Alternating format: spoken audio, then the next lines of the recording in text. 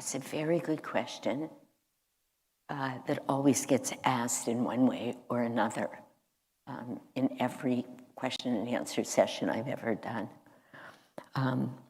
But let me start by saying you have to let go of that thought in your mind that you're not in direct touch with your guru. It honestly, this is hard for us because we're human beings. I've been given the nickname by many people of being the hugging mom because so many people know I love to hug. I love to hug and be hugged. And each hug is different, but it just communicates so much beyond words. So I'm very physical in that way, but, and first, let me say, and many of you have heard this, again, but worth repeating. Every single night, no matter where I am, every night, it's been a practice for years now, when all the meditating's done, the conversation's done, the whatever, getting settled in a new place, getting the puppy settled, whatever it is. The very last thing that I do before I fall asleep is ask Master to put his arms around me. Every night, I want him to hold me. And I'm telling you, if you develop whatever practice that works for you like that, I feel him. I feel him. And I don't think I'm any different than anybody in this room or out there. It has nothing to do with anything other than remembering to ask, because God cannot resist our heart and our love. He is love. It's the greatest form of magnetism.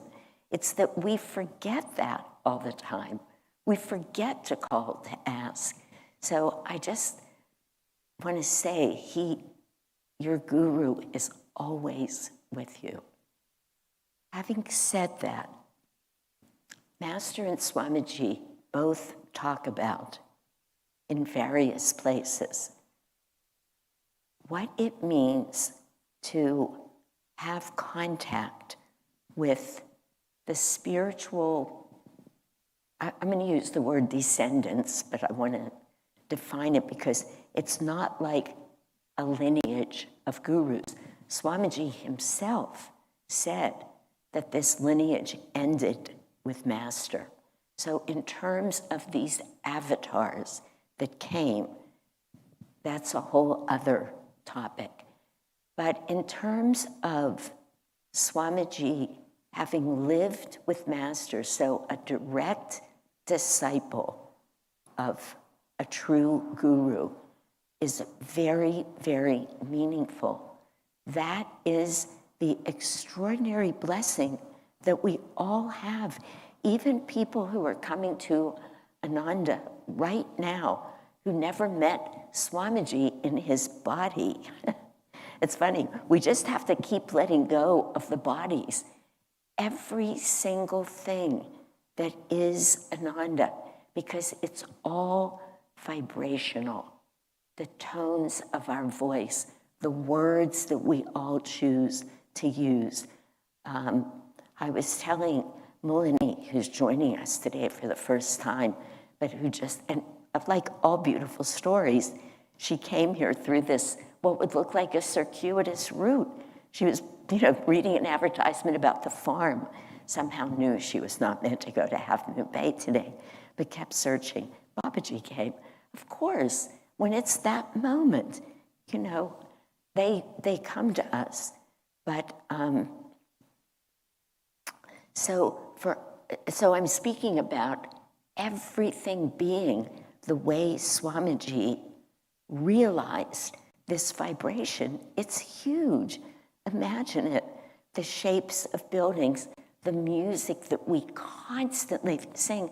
I think, honestly, these spiritual questions answered sessions that we do are almost the only time in Ananda where we're not just flooded with music. Master's music, of course, but 80% probably Swamiji, who just had music flowing through him. The way we speak, the way we give talks, colonies, centers, literally around the world now.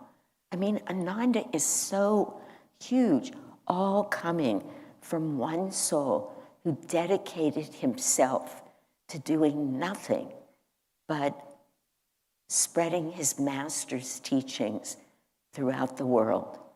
And we are a part of that. We're part of that vibration. And so then those people who founded Ananda, who were with Swamiji right from the very beginning, and then many of us who came just a few years later. You know, I had very little to do exactly with Swamiji throughout all of those early years. I always went up to the village. I was always with him. I was a part of starting here. I was very much with the Atherton House. So that was before there was this, or even the center above the copy store. I mean, Ananda was unfolding and coming here. So he would come down, but